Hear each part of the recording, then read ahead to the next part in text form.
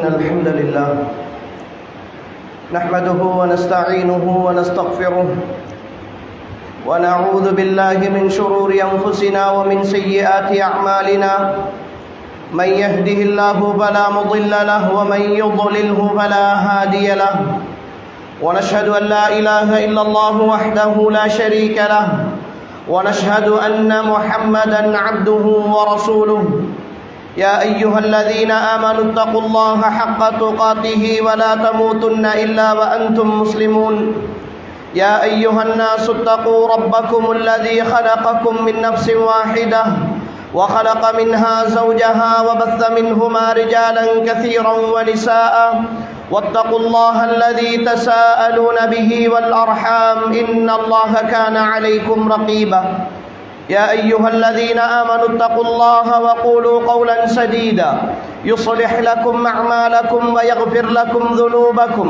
ومن يطع الله ورسوله فقد فاز فوزا عظيما فإن أصدق الحديث كتاب الله وخير الهدي هدي محمد صلى الله عليه وسلم وشر الأمور محدثاتها فإن كل محدثة بدعة وكل بدعة ضلالة وكل ضلالة في النار أما بعد فقد قال الله تبارك وتعالى في القرآن الكريم بعد أعوذ بالله من الشيطان الرجيم وسارعوا إلى مغفرة من ربكم وجنة عرضها السماوات والأرض أعدت للمتقين அளவற்ற அருளாளனும் நிகரற்ற அன்புடையோனுமாகிய ஏகவல்லவன் அல்லாஹுக்கே புகழ் அனைத்தும் அல்ஹம்துலில்லாஹ். ஸலவாத்தும் சலாமும் சாந்தியும் சமாதானமும் சத்திய மார்க்கம் இஸ்லாத்தை ஏந்தி வந்த உத்தம தூதர் ஸல்லல்லாஹு அலைஹி வஸல்லம் அவர்கள் மீதும் அவர்கள் சொன்ன சொல்லினை நடந்த வழியினை அணுவணுவாக பின்பற்றி வாழ்ந்த அன்னாரின் தோழர்கள் குடும்பத்தார்கள் தொடர்ந்தவர்கள் துயர்ந்தவர்கள் நல்லவர்கள் நம்மவர்கள் அனைவர்கள் மீதும் என்றென்றும் உண்டாகட்டும் என்று அல்லாஹுவை வேண்டியவனாக அல்லாஹுடைய மாளிகையில் அவன் அழைப்பை ஏற்று வருகை தந்திருக்கிற ஏக வல்லவனாகிய அல்லாஹுவின் நல்லடியார்களே, அருமை சகோதரர்களே, ரப்புல் ஆலமீனாகிய அல்லாஹ் எந்த விடயங்களை எல்லாம் எங்களுடைய வாழ்க்கையில் எடுத்து நடக்குமாறு கட்டளையிட்டிருக்கிறானோ அந்த விடயங்களை எடுத்து நடப்பதிலும், எந்த விடயங்களை எல்லாம் தவிர்ந்து வாழுமாறு எங்களை எச்சரித்திருக்கிறானோ அந்த விடயங்களை தவிர்ந்து நடப்பதிலும் உண்மைக்குண்மையாக அல்லாஹுவை பயந்து கொள்ளுமாறு ஆரம்பமாக என்னையும் அடுத்ததாக உங்களையும் உபதேசித்துக் கொள்கிறேன். அன்புக்குரியவர்களே, நாமெல்லாம் ஒரு புனிதமிக்க மாதத்தில் இருந்து கொண்டிருக்கிறோம். துல்காதா என்று சொல்லுகிற இஸ்லாமிய மாதங்களின் 11வது மாதத்திலே நாம் எல்லோரும் இருந்து கொண்டிருக்கிறோம். எங்களை நோக்கி மிக சிறந்த ஒரு மாதம், இந்த உலகத்தில் அல்லாஹுவால் படைக்கப்பட்ட நாட்களிலெல்லாம் மிக சிறந்த நாட்களை உள்ளடக்கிய ஒரு மாதம் எங்களை நோக்கி வந்து கொண்டிருக்கிறது. அன்புக்குரியவர்களே, படைத்த ரப்புல் ஆலமீனாகிய அல்லாஹ் மனிதர்களுடைய இயல்பை அறிந்து மனிதர்கள் செய்யக்கூடிய தவறுகளில் இருந்து அவர்களை மீட்டெடுப்பதற்காக தன்னுடைய அடியார்களை அவன் விரும்பக்கூடிய மனிதர்களாக மாற்ற வேண்டும் என்பதற்காக அல்லாஹு தஆலா ஒவ்வொரு காலப்பகுதியிலும் ஒவ்வொரு விதமான நல்லமல்கள் செய்யக்கூடிய காலங்களை அல்லாஹு தஆலா எங்களுக்கு தந்து கொண்டே இருப்பான். அந்த அடிப்படையில் தான் ரமதானிய காலம் எங்களிடத்திலே வந்து ஒரு மாத காலம் பல்வேறு ஈமானிய பயிற்சிகளை எங்களுக்கு தந்துவிட்டு எங்களை கடந்து சென்றது. அந்த ரமதானிய காலம் கடந்து சென்றதற்கு பிறகு ஷவ்வாலுடைய மாதம், ஷவ்வாலுடைய நோன்போடு பல இபாதத்துகளோடு நாங்கள் கழிக்கக்கூடிய ஒரு வாய்ப்பை அல்லாஹு தஆலா தந்தான். அதற்கு அடுத்து வரக்கூடிய துல்காதாவுடைய மாதம் அல்லாஹுடைய கடமைகளில் ஒன்றாக இருக்கிற ஹஜ்ஜுடைய கடமையை நிறைவேற்றுவதற்காக வேண்டி ஹாஜிகள் எல்லாம் காபாவை நோக்கி அணி அணியாக செல்லுகிற ஒரு மாதமாக அல்லாஹு தஆலா இந்த துல்காதாவினுடைய மாதத்தை அமைத்திருக்கிறான்.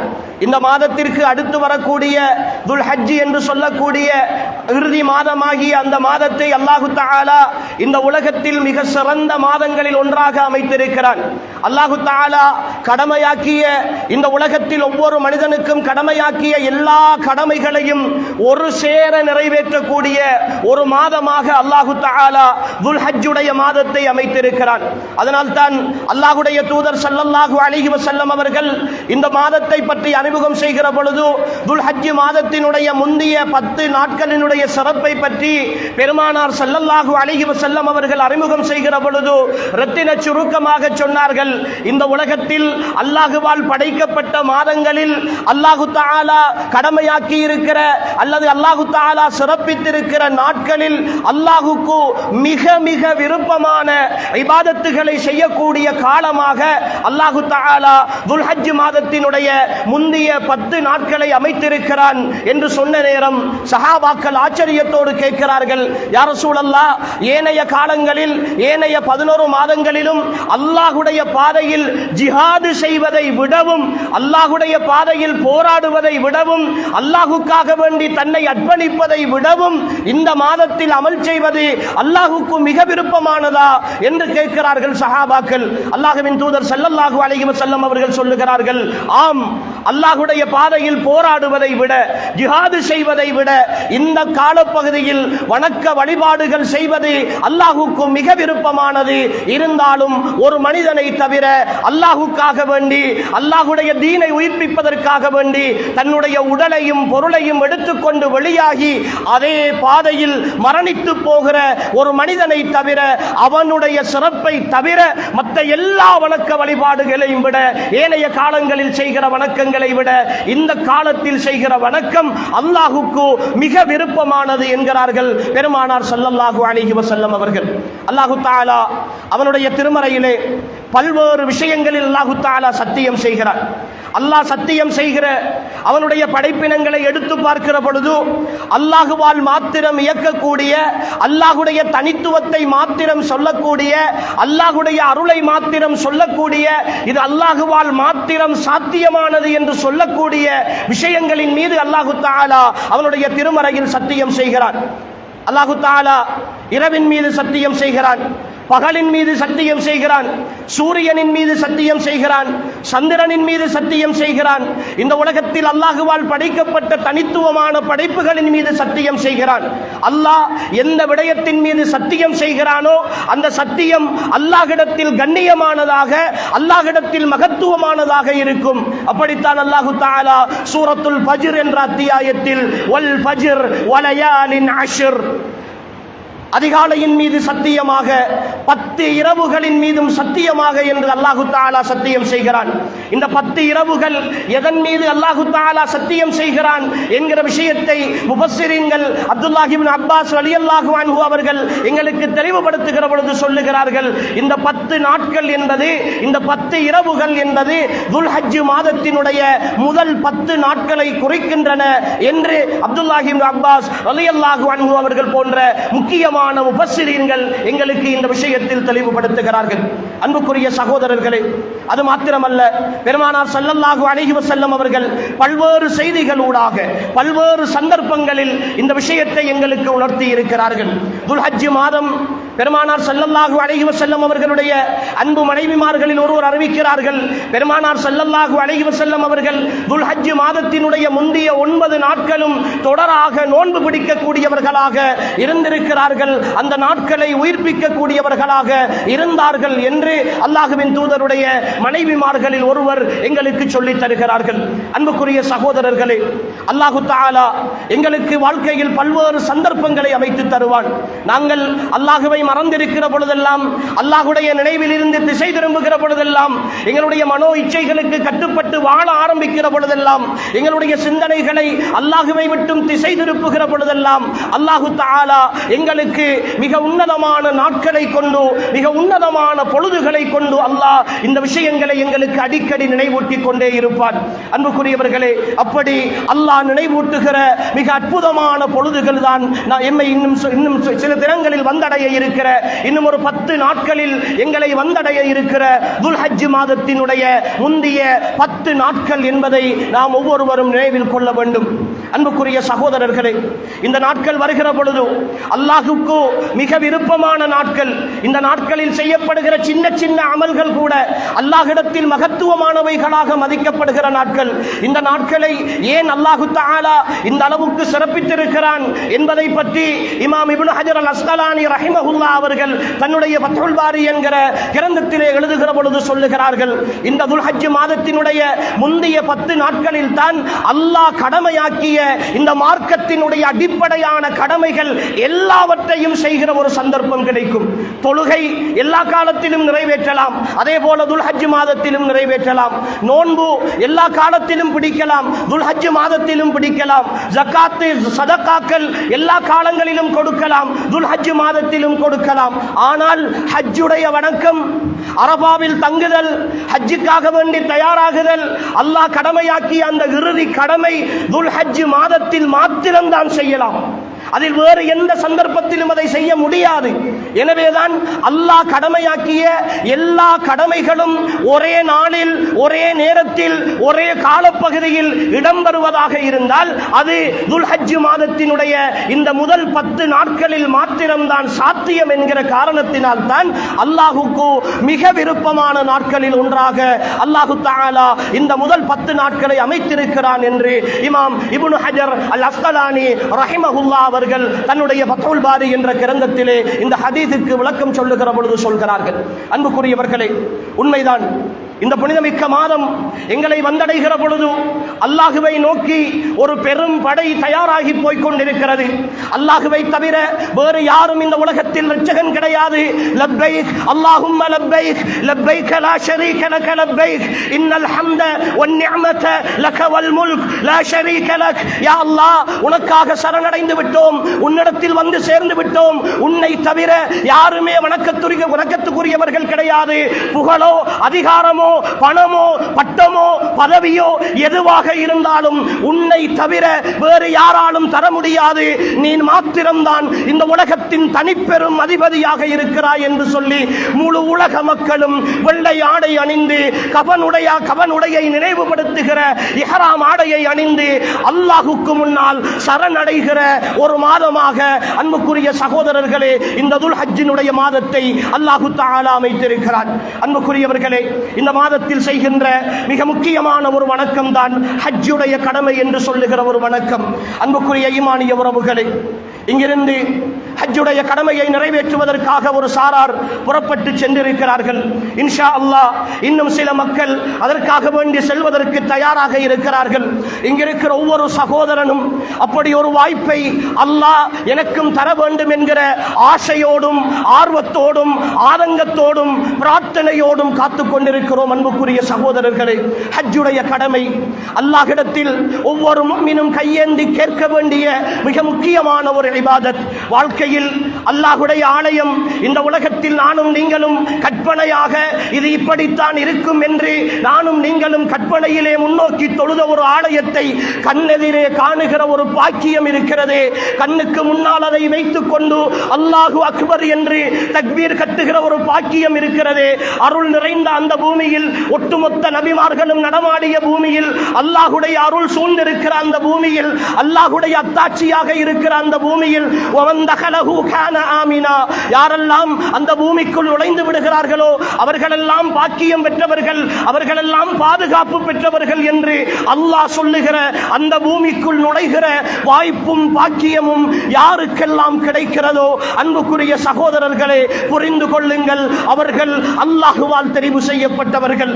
பணத்தாலோ பொருளாதாரத்தாலோ பட்டம் பதவிகளாலோ தீர்மானிக்க முடியாத ஒரு விஷயம் இருக்குமாக இருந்தால் அல்லாஹுடைய புனித பூமிகளில் காலடி எடுத்து வைக்கிற ஒரு பாக்கியம். அன்புக்குரியவர்களே, இஹ்லாஸான உணர்வோடு அல்லாஹுவை மாத்திரம் நம்பியவர்களாக லப்பைக் அல்லாஹும்ம லப்பைக் என்ற அந்த வார்த்தையின் தல்பியாவினுடைய யதார்த்தத்தை உள்ளங்களில் உள்வாங்கியவர்களாக ஒரு ஹாஜி அந்த காபாவினுடைய பூமியில் காலடி எடுத்து வைக்கிற பொழுது அன்புக்குரிய சகோதரர்களே இந்த உலகத்தில் அவன் மிக பெரும் பாக்கியத்தை அடைய முடியாத மிக பெரும் ஒரு வாய்ப்பை அவன் பெற்றுக் கொள்கிறான்.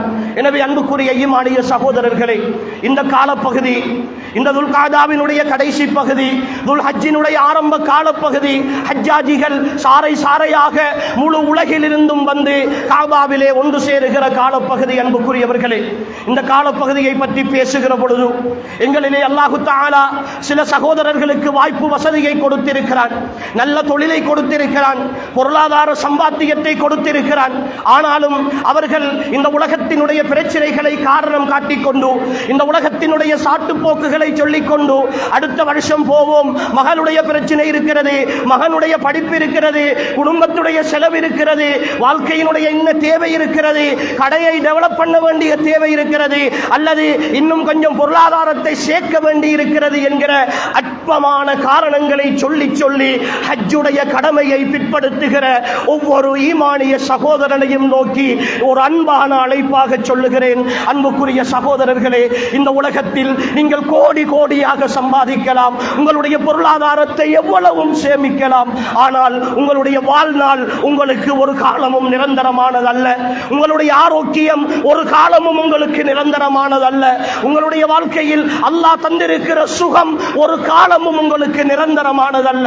இன்றிருக்கிற நீங்கள் நாளை இதே நிலையில் இப்படித்தான் இருப்பீர்கள் என்று சொல்ல முடியாது. உங்களுடைய மகளுடைய கல்யாணம், மகனுடைய படிப்பு, குடும்பத்தினுடைய செலவு, வாழ்க்கையினுடைய தேவை, ஹஜ்ஜை பிற்படுத்துகிறீர்களா? புரிந்து கொள்ளுங்கள், அதே குடும்பம் குடும்பமாக இருக்க, அதே மகள் மகளாக இருக்க, அதே மகன் மகனாக இருக்க, அதே கடை கடையாக இருக்க, நாளை ஒரு நாள் அல்லாஹ் உங்களுடைய உயிரை பறித்து விட்டால், நீங்கள் காபாவுக்கு போக வேண்டிய நீங்கள் கபருக்கு போகிற நிலை வந்து விட்டால், அன்புக்குரிய சகோதரர்களே, உங்களுடைய குடும்பத்தை பார்த்ததும் கிடையாது, காபாவை தரிசித்ததும் கிடையாது என்கிற நிலையில் அல்லவா மன்னரையை நோக்கி செல்ல வேண்டிய நிலை வந்துவிடும். அல்லாஹ் ஹஜ்ஜுடைய கடமைக்கு வசதியை தந்த சகோதரர்கள் புரிந்து கொள்ளுங்கள். இன்று சில சகோதரர்கள் ஹஜ்ஜி செய்வதற்கு வசதி இருக்கிறது, ஏதாவது ஒரு காலப்பகுதியில் ஒரு சில லட்சங்களை செலவழித்து உம்ராவுக்கு போய்விட்டு வந்தால், ஏதோ காபாவுக்கு போய்விட்டு வந்துவிட்டோம் தானே, கடமை முடிந்து விட்டது என்று நினைக்கிறீர்கள். அன்புக்குரியவர்களே, உம்ரா என்பது வாழ்நாளில் விரும்பியவர்கள் செய்கிற ஒரு வணக்கம். ஆனால் ஹஜ்ஜி என்பது யாருக்கு அல்லாஹ் பொருளாதார பலத்தையும் உடல் ஆரோக்கியத்தையும் கொடுத்திருக்கிறானோ அவர்கள் கட்டாயமாக அல்லாஹுக்காக செய்கிற நிர்பந்தமான வணக்கம் ஹஜ்ஜி. உம்ராவை காரணம் காட்டி ஹஜ்ஜை ஒரு காலமும் நிராகரிக்க முடியாது. ஹஜ்ஜுக்கு செல்லாமல் தவிர்ந்து கொண்டிருக்க முடியாது.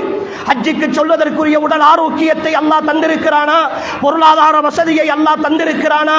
அடுத்த நொடி நாளை மஹ்ஷருடைய வழியில் நான் அல்லாஹுக்கு முன்னால் பதில் சொல்லியாக வேண்டும் என்கிற உணர்வை ஒவ்வொருவரும் புரிந்து கொள்ளுங்கள் அன்புக்குரிய ஈமானிய உறவுகளே. எனவேதான் இந்த துல் ஹஜ் மாதம் வருகிற பொழுது ஹஜ்ஜுடைய வணக்கத்தை பற்றி நாம் அதிகம் நினைவுபடுத்துகிறோம். அன்புக்குரியவர்களே, இன்னும் ஒரு முறையில் சொல்ல போனால் அன்புக்குரிய ஈமானிய உறவுகளே, ஹஜ்ஜுடைய வணக்கம் இருக்கிறது, ஹஜ்ஜுடைய வணக்கம் இருக்கிறது. நாம் நினைக்கிறோம் ஒரு 60-70 தாண்டி வயோதிப நிலையை அடைந்து ஓய்வை அடைந்ததற்கு பிறகு எல்லா தொழிலையும் முடித்து பிள்ளைகளை எல்லாம் செட்டில் பண்ணிவிட்டு தொழிலை ஒரு நிலைக்கு கொண்டு வந்துவிட்டு எல்லா தொல்லைகளும் முடித்து பென்ஷன் எடுத்து ஆறுதலாக இருக்கிற பொழுது ஹஜ்ஜி செய்து கொள்ளலாம் என்று நினைக்கிறோம். அன்புக்குரிய ஈமானிய சகோதரர்களே, தெளிவாக சொல்லுகிறோம், ஹஜ்ஜுடைய காலத்தில் அந்த மக்கா மதீனாவிலே பணியாற்றியவர்கள் என்கிற அடிப்படையில் தெளிவாக சொல்லுகிறோம், ஹஜ்ஜுடைய வணக்கத்திற்கு மிக பிரதானமான நிபந்தனையாக அல்லாஹ் ஆரோக்கியத்தை வைத்திருக்கிறான். சக்தி என்பது உடல் பலம் இருக்க வேண்டும், பொருளாதார பலமும் இருக்க வேண்டும். உடல் பலம் இல்லாத நிலையில், ஆரோக்கியமற்ற நிலையில் நடக்க முடியாமல் பல நோய்களோடு வந்து எத்தனையோ சகோதர சகோதரிகள் தங்களுடைய ஹஜ்ஜி கடமையை வீணாக்கி விட்டு வருகிற காட்சிகளை கண்களால் கண்டவர்கள். அன்புக்குரியவர்களே, நாங்கள் காபாவை 7 முறை சுத்த வேண்டும், 5 முறை 4 முறை சுத்துகிற பொழுதே சவுத்து விடுவார்கள். முடியாது, என்ன செய்வது? அந்த சன நெரிசலுக்குள் அவர்களால் நடக்கவும் முடியாது, தொடர்ந்து தவாஃபை முடிக்கவும் முடியாது. இப்படி தவாஃபுல் இஃபாதா என்று சொல்லுகிற ஹஜ்ஜுடைய கடமையான தவாஃபை விட்டு ரூமுக்கு வந்தவர்கள் இருக்கிறார்கள். செய்ய முடியவில்லை என்று தவிர்ந்து கொண்ட வயோதிபர்கள் இருக்கிறார்கள். எத்தனையோ சகோதரர்களை பார்க்கிறோம், உம்மா வாப்பா வயசு போனதற்கு பிறகு மகன் உழைத்து சம்பாதித்து மகன் சொத்து சேர்த்து உம்மாவையும் பாப்பாவையும் யாரோடையோ ஹஜ்ஜுக்கு அனுப்பி விடுகிறார், உம்ராவுக்கு அனுப்பி விடுகிறார்.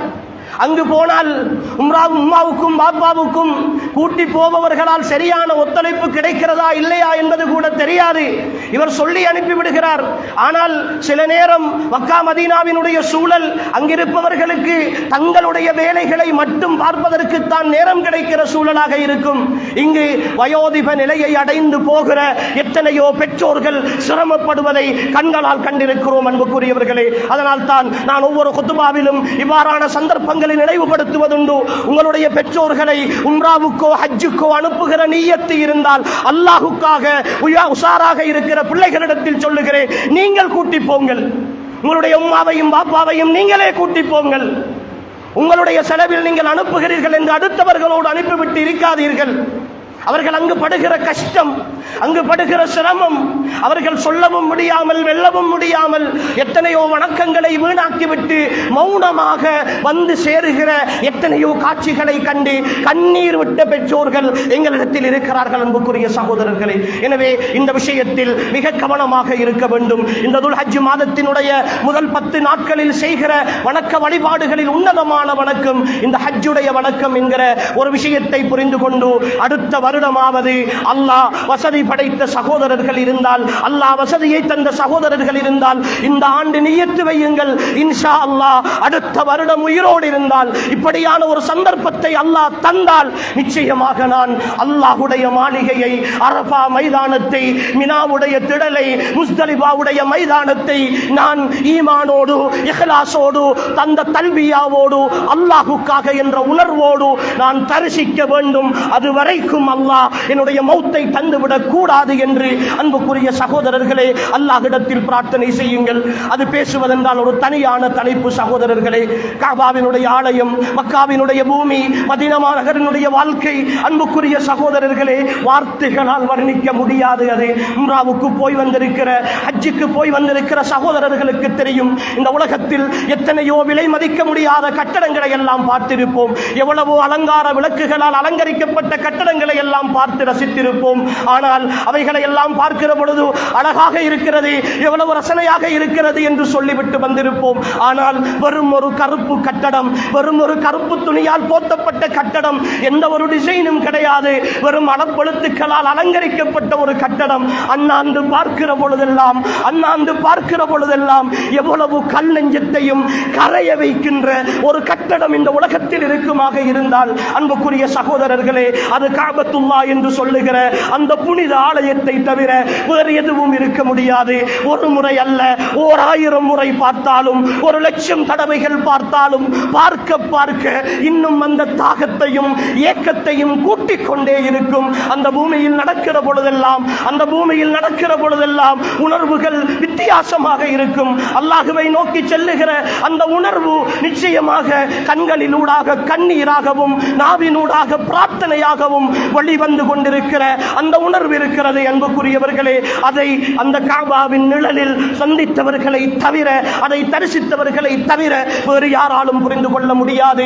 எனவே அன்புக்குரிய ஈமானிய உறவுகளே, அல்லாஹ் அந்த வாய்ப்பு வசதியை தருகிற பொழுது தயவு செய்து தயங்கி விடாதீர்கள், பின்னாக்கி விடாதீர்கள், உலக காரியங்களை காரணம் காட்டி விடாதீர்கள். அல்லாஹ்வுடைய மாளிகைக்கு போக வேண்டும் என்பதை ஒரு முஃமினுடைய வாழ்க்கையின் லட்சியமாக இருக்க வேண்டும். அதுவே உங்களுடைய பிரார்த்தனையாகவும் இருக்க வேண்டும். அன்புக்குரிய சகோதரர்களே, இந்த துல் ஹஜ் மாதத்தினுடைய முதல் 10 நாட்களில் அன்புக்குரிய சகோதரர்களே நாம் செய்கிற அடுத்த வணக்க வழிபாடுகளில் ஒன்றுதான் உதுஹியா என்று சொல்லுகிற அல்லாஹுக்காக வேண்டி அறுத்து பலியிடுதல் என்கிற ஒரு வணக்க வழிபாடு. அல்லாஹு தஆலா அவருடைய திருமறையில் சொல்லுகிற பொழுது நபியை பார்த்து சொல்லுகிறான், ஃபஸல்லி லிரப்பிக வன்ஹர், உங்களுடைய ரப்புக்காக நீங்கள் தொழுகையை நிறைவேற்றுங்கள், அவனுக்காக நீங்கள் அறுத்து பலியிடுங்கள் என்று அல்லாஹ் சொல்லுகிறான். அன்புக்குரிய சகோதரர்களே, இன்று எத்தனையோ ஆடம்பர காரியங்களுக்காக, ஆடம்பர திருமணங்களுக்காக, நல்ல நிறைய பயணங்களுக்காக செலவு செய்கிறோம். அன்புக்குரியவர்களே, இந்த ஈமானிய சமுதாயம் எதில் தெரியுமா கஞ்சத்தனம் பார்க்கிறார்கள்? பிள்ளை பிறந்து விட்டால் பிள்ளைக்கு அக்கீகா கொடுக்க வேண்டும், பிள்ளைக்கு அக்கீகா கொடுக்க வேண்டும். ஆண் பிள்ளை என்றால் 2 ஆடு, பெண் பிள்ளை என்றால் 1 ஆடு. ஒரு ஆட்டுக்கு 40,000 போகுதாமே, ஒரு ஆட்டுக்கு 50,000 போகுதாமே. 2 ஆடுகள் என்றால் 1,00,000. எப்படி செலவழிப்பது? ஆனால் அதே பிள்ளை பிறந்த பங்கனுக்கு, அந்த பிள்ளைக்கு உடுப்பு வாங்குவதற்கு லட்சக்கணக்கிலே செலவழித்திருப்பான், ஆயிரக்கணக்கிலே செலவழித்திருப்பான். அந்த பிள்ளை பிறந்து அடுத்து பெருநாள் வந்து விட்டால், ஒரு நல்ல நாள் வந்து விட்டால், ஏன் என் ஈமானிய சமுதாயம் மார்க்கம் ஹராமாக்கிய பிறந்த நாளுக்கு ஆயிரக்கணக்கிலே ட்ரோன் எடுத்து அலங்காரம் செய்து கிஃப்ட்டுகள் வாங்கி கேக்கு வெட்டி செலவழிக்கிறார்கள். மொத்தமாக கணக்கு பார்த்தால் ஒரு 50,000 60,000 ஒரு பிள்ளைக்கு ஒரு அக்கீகா கொடுப்பதற்கு கஞ்சத்தனம்.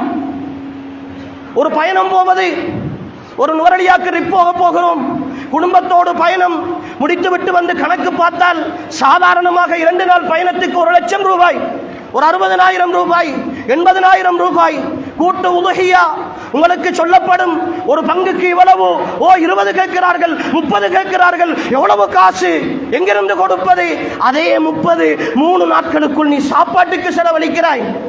அல்லாஹ்வுடைய வணக்கம் என்று வருகிற பொழுது, அல்லாஹ்வுடைய இபாதத் என்று வருகிற பொழுது ஷைத்தான் உங்களுடைய உள்ளங்களில் கஞ்சத்தனத்தை போடுவான் என்று அல்லாஹ் சொன்ன வார்த்தையின் யதார்த்தம் அல்லவா அது? அஷ்ஷைத்தானு யஇதுகுமுல் ஃபக்ர வ யஅமுருகும் பில் ஃபஹ்ஷா. ஷைத்தான் உங்களுக்கு ஏழ்மையை கொண்டு வாக்குறுதி அளித்துக் கொண்டிருக்கிறான், உங்களுக்கு கெட்ட விஷயங்களை கொண்டு ஏவிக் கொண்டிருக்கிறான் என்று அல்லாஹ் சொல்லுகிறானே. அன்புக்குரிய சகோதரர்களே, யோசித்து பாருங்களேன். எத்தனையோ வீண் விரயங்கள், எத்தனையோ ஹராமான காரியங்களுக்கான செலவுகள், எத்தனையோ வீட்டின் அலங்காரங்களுக்கான செலவுகள், எத்தனையோ மேல்மிச்சமான செலவுகள். ஆனால் அல்லாஹ்வுடைய வணக்கம் என்று வந்துவிட்டால் அதை எப்படி செலவழிப்பது என்று கணக்கு பார்க்கிறோமே. அன்புக்குரிய சகோதரர்களே, உதுஹியா ஒரு மனிதன் அவன் வாழ்நாளில் செய்கிற மிகப்பெரிய ஒரு சுன்னா, மிகப்பெரிய ஒரு சுன்னா. லயனால் அல்லாஹ் லுஹூமுஹா வலா திமாஉஹா வலாக்கின் யனாலுஹு தக்வா மின்கும். அல்லாஹ்வுக்காக நீங்கள் ஒரு மாட்டையோ ஒரு ஆட்டையோ அறுத்து பலியிடுகிற பொழுது அதனுடைய இரத்தமோ அதனுடைய சதையோ அல்லாஹ்வை சென்றடைய மாட்டாது, உங்களுடைய தக்வா மாத்திரம்தான் அல்லாஹ்வை சென்றடையும் என்று ஒரு மனிதனுடைய தக்வாவின் அளவுகோலாக அல்லாஹ் சொல்லுகிற விஷயம். அன்புக்குரியவர்களே, உதுஹியா அல்லாஹ்வுக்காக நிறைவேற்ற வேண்டிய, வசதி படைத்தவர்கள் விரைந்து செய்ய வேண்டிய, ஆர்வத்தோடு செய்ய வேண்டிய, பாவங்களின் மன்னிப்புக்காக செய்ய வேண்டிய, அல்லாஹ்வுடைய கட்டளை என்பதற்காக செய்ய வேண்டிய ஒரு உன்னதமான வணக்கம். அல்லாஹ்வின் தூதர் ஸல்லல்லாஹு அலைஹி வஸல்லம் அவர்கள் தன்னுடைய மதீனா காலத்தில் சுமார் 10 ஆண்டுகளும் தவறாமல் நிறைவேற்றிய ஒரு வணக்கமாக இந்த உதுஹியா என்று சொல்லுகிற வணக்கத்தை நாங்கள் ஹதீஸ்களிலே பதிவு செய்யப்பட்டிருப்பதை பார்க்கிறோம். அல்லாஹ்வின் தூதர் தன் சொந்த கையால் அறுத்து பலியிடுகிற அளவுக்கு முதன்மைப்படுத்திய ஒரு வணக்கமாக இந்த உதுஹியாவுடைய வணக்கம் இருக்கிறது. அன்புக்குரிய சகோதரர்களே, ஆசையோடு ஆர்வத்தோடு அந்த வணக்கத்தை நாம் நிறைவேற்ற வேண்டும், விருப்பத்தோடு நிறைவேற்ற வேண்டும், அல்லாஹ்வுக்காக கொடுக்க வேண்டும். அதே நேரம் அன்புக்குரியவர்களே, இன்றிருக்கிற கால சூழல், எங்களுடைய நாட்டினுடைய நிலை சற்று சிக்கலான ஒரு சூழ்நிலைக்குள் சென்று கொண்டிருக்கிறது. எனவே இந்த நாட்டை பொறுத்தவரை இது ஒரு ஜனநாயக நாடு. இங்கு எல்லா மத சுதந்திரங்களும் அந்தந்த மதத்தை சேர்ந்தவர்களுக்கு அவர்களுடைய மத கிரியைகளை நிறைவேற்றுகிற சுதந்திரம் இருக்கிறது. ஆனால் அந்த சுதந்திரம் அடுத்த மதத்தினர்களை பாதிக்காத அளவுக்கு இருக்க வேண்டும்.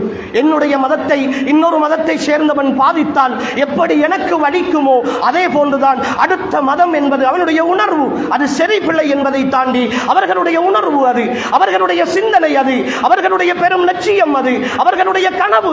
அதை நாம் சிதைக்க முனைகிற பொழுது, வார்த்தைகளாலோ செயற்பாடுகளாலோ சிதைக்க முனைகிற பொழுது நிச்சயமாக இந்த நாட்டினுடைய சமூக ஒற்றுமையை அது பாதிக்கும் என்கிற அடிப்படையில் இந்த வருடம் உதுஹியாவை நிறைவேற்ற இருக்கிற சகோதர சகோதரிகள், மிக குறிப்பாக இந்த நாட்டிலே இருக்கிற முஸ்லிம்கள் மிக கவனமாக நடந்து கொள்ள வேண்டிய ஒரு தேவையோடு இருக்கிறோம். எனவே அன்புக்குரியவர்களே, எல்லா வணக்க வழிபாடுகளையும் விளம்பரங்களாக பார்த்து பழகியவர்கள் நாம், எல்லாவற்றையும் விளம்பரப்படுத்தி பழகி இருக்கிறோம். எனவே இந்த உதுஹியாவையும், அறுக்கின்ற மாடுகளையும், கொடுக்கின்ற பார்சல்களையும், வாங்குகின்ற மனிதர்களையும் புகைப்படம் எடுத்து இதோ கொடுத்து விட்டோம், கடமையை முடித்து விட்டோம் என்று சொல்லி முகநூட்களிலும் சமூக வலைத்தளங்களிலும் பதிவிட்டு அதை அடுத்தவர்களுடைய உணர்வுகளை புண்படுத்துகிற ஒரு மோசமான மனோநிலைக்கு, எங்களுடைய இஹ்லாஸை பாதிக்கிற மனோநிலைக்கு நாங்கள் போய்விடக் கூடாது.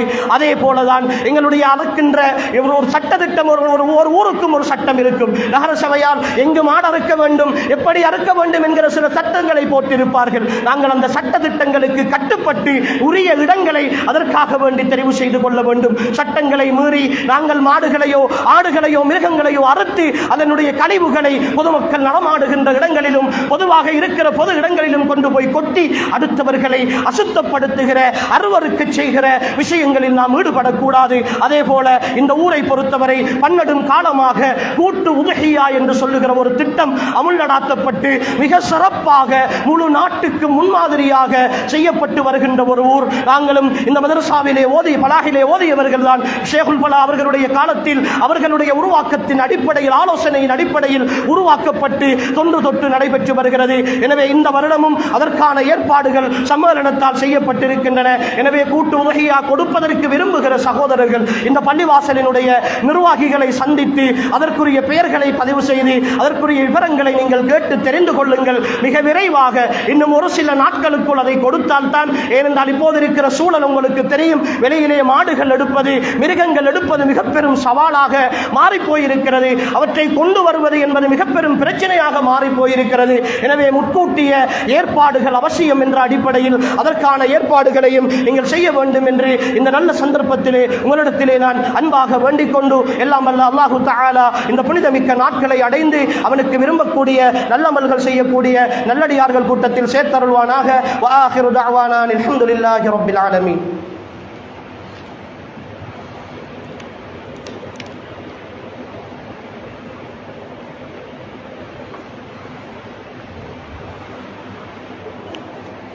الحمدلله وحده والصلاة والسلام على من لا نبي بعده وعلى آله وأصحابه الذين اصطفى أما بعد. அன்புக்குரிய சகோதரர்களே, புனிதமிக்க துல்ஹஜ் மாதத்தினுடைய முதல் 10 நாட்களில் செய்கிற அடுத்த வணக்க வழிபாடுகளில் ஒன்றுதான் துல்ஹஜ் மாதத்தினுடைய 9வது நாள் அரஃபாவுடைய நோன்பினை நாங்கள் நோட்பது. நபி ஸல்லல்லாஹு அலைஹி வஸல்லம் அவர்கள் சொன்னார்கள், அரஃபாவுடைய நோன்பு முந்தைய வருடத்திற்கும் அதற்கு பிந்திய வருடத்திற்கும் செய்கின்ற சிறிய பாவங்களுக்கான குற்றப்பரிகாரம் என்று நபி ஸல்லல்லாஹு அலைஹி வஸல்லம் அவர்கள் சொல்கிறார்கள். ஒரு நோன்பு 2 வருடங்களுக்கான பாவங்கள் மன்னிக்கப்படுகின்ற அளவுக்கு உன்னதமான ஒரு நோன்பாக அந்த நோன்பு இருக்கிறது. துல்ஹஜ் மாதத்தை பொறுத்தவரை முந்தைய 9 நாட்களும் நோன்பு பிடிப்பது சுன்னத்து. 10வது நாள் துல்ஹஜ்ஜுடைய பெருநாளுடைய தினமாக இருக்கிற காரணத்தினால் அதை அடுத்து வருகிற ஐயாமுத் தஷ்ரீக்குடைய நாட்கள் நோன்பு பிடிப்பதற்கு தடை செய்யப்பட்ட ஹராமாக்கப்பட்ட நாட்கள். அதற்கு முந்தைய நாட்களில் நாங்கள் முழுமையாக விரும்பினால் நோன்பு பிடித்துக் கொள்ளலாம். இல்லையில் குறிப்பாக இந்த 9வது தினத்திலாவது ஹஜ்ஜுக்கு செல்லாத ஊரிலே இருக்கின்ற ஹஜ்ஜுக்கு செல்வதற்கு ஆசையோடு இருக்கிற இந்த சகோதரர்களாகிய நாம் எல்லோரும் அந்த நோன்பை நோற்றுக்கொள்வது எங்களுக்கு சுன்னத்தாக இருக்கிறது. அதே போலதான் அன்புக்குரிய சகோதரர்களே, இந்த துல்ஹஜ் மாதத்தினுடைய ஆரம்ப நாட்களில் நாம் அல்லாஹுக்காக வேண்டி அல்லாஹுவை நினைத்து நாம் தக்பீர் சொல்வதும் அல்லாஹுவை நினைத்து நாம் தஹ்லீல் என்று சொல்லுகிற லா இலாஹ இல்லல்லாஹ் என்ற அந்த வணக்க வழிபாட்டை திக்ருகளை நாம் செய்வதும் எங்களுக்கு வலியுறுத்தப்பட்ட ஒரு சுன்னாவாக இருக்கிறது. நபி ஸல்லல்லாஹு அலைஹி வஸல்லம் அவர்கள் சொன்ன செய்தி திருமிதியிலே பதிவு செய்யப்பட்டிருக்கிறது. அல்லாஹ்வின் தூதர் ஸல்லல்லாஹு அலைஹி வஸல்லம் அவர்கள் சொல்லுகிறார்கள், அல்லாஹுக்கு வணக்க வழிபாடுகள் செய்கிற நாட்களில் அல்லாஹுக்கு மிக விருப்பமான நாட்கள் இந்த துல்ஹஜ் மாதத்தினுடைய முந்திய 10 நாட்கள் தான்.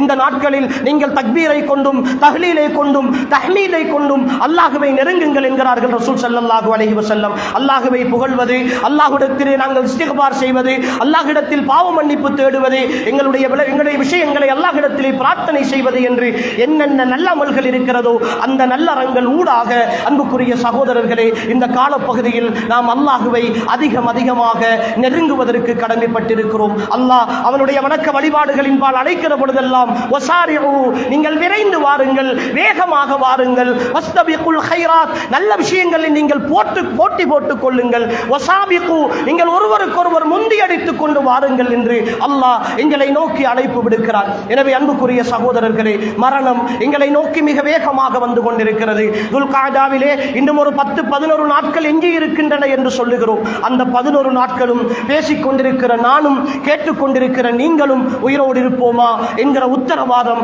யாருக்குமே இல்லாத ஒரு சூழலில் தான் அன்புக்குரியவர்களே இந்த நாட்களை நானும் நீங்களும் சந்தித்துக் கொண்டிருக்கிறோம். இந்த நாட்களில் வாழ்ந்து கொண்டிருக்கிறோம். எத்தனையோ மரண செய்திகள், எத்தனையோ விபத்துகள், அந்த விபத்துக்களால் மரணித்து போன இளம் வாலிபர்களுடைய ஜனாசாக்கள் என்று அத்தனையையும் தூக்கி அடக்கிவிட்டு அந்த கண்ணீரை காயங்களை ஆற்றிவிட்டுத்தான் அன்புக்குரிய சகோதரர்களே இந்த சபையில் நானும் நீங்களும் வந்து உட்கார்ந்திருக்கிறோம். கொஞ்சம் யோசித்து பாருங்கள் அன்புக்குரியவர்களே, அல்லாஹுக்காக என்ன செய்திருக்கிறோம்? அல்லாஹுவை திருப்திப்படுத்துவதற்காக இந்த வாழ்க்கையில் என்ன செய்திருக்கிறோம்? அல்லாஹுவை அடைந்து விட்டால், என்னுடைய மரணம் வந்து விட்டால், என் மன்னரையை அடைந்து விட்டால், அல்லாஹ் என்னை திருப்தி அடைந்த நிலையில் தான் இந்த பூமியில் இருந்து நான் போகிறேன் என்று சொல்கிற அளவுக்கு என்ன வணக்க வழிபாடுகளை அன்புக்குரிய சகோதரர்களே நானும் நீங்களும் தயார்படுத்தி வைத்திருக்கிறோம் என்கிற விஷயத்தில் உளமாற சிந்தித்து ஆறுதலாக யோசித்து எதிர் வருகிற இந்த 10 நாட்களையாவது வியாபாரம் இருக்கும், தொழில் இருக்கும், அன்புக்குரிய சகோதரர்களே மறுப்பதற்கு செய்வதற்கு இல்லை. அது ஒரு சீசன் காலம். ஹஜ் பெருநாளுடைய வியாபாரம் எல்லாம் அப்படியே நடந்து கொண்டிருக்கும். ஆனால் அன்புக்குரியவர்களே, வியாபாரம் மட்டும் இலக்காக இருந்துவிடக்கூடாது உறவுகளே. சம்பாதித்தல் மட்டும் இலக்காக இருந்துவிடக்கூடாது உறவுகளே. அது மட்டும் இருக்குமாக இருந்தால் வாழ்க்கையில் என் கபரு, என் மஹ்ஷர், என் சிராத் என்று நான் அடைகிற எல்லா இடங்களிலும் நான் கண்ணீர் விட வேண்டிய, கதற வேண்டிய கட்டம் ஏற்படும். எனவே அன்புக்குரியவர்களே, தௌபா செய்வோம், பாவங்களில் இருந்து மீளுவோம். இப்படி சொல்கிற பொழுது நான் என்ன பாவம் செய்திருக்கிறேன், நான் என்ன தவறு செய்திருக்கிறேன் என்று யோசிக்காதீர்கள். அல்லாஹ் பாவத்திலிருந்து மீளுமாறு யாரை பார்த்து அழைக்கிறான் தெரியுமா? துவூபு இலல்லாஹி ஜமீஅன் அய்யுஹல் முஃமினூன், அய்யுஹல் முஃமினூன்.